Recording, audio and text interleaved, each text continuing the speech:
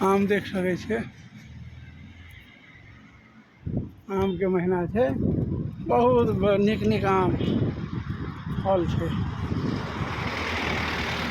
देख सकै छियै।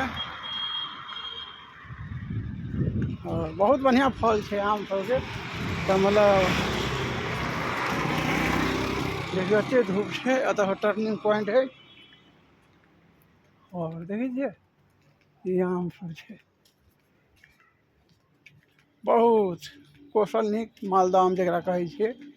अभी एगो पेड़ पर है, एते आम है कि लीची के तरह, जरा गाँव घर में कहै छियै कि खोदा जला के फड़ल है, ओहि मॉडल से है। तो अभी बस वही जगह पहुँचे छे, पैदल छे तो लेट लगे छे, कहाँ पर हम देखा देव। बहुत अद्भुत आम,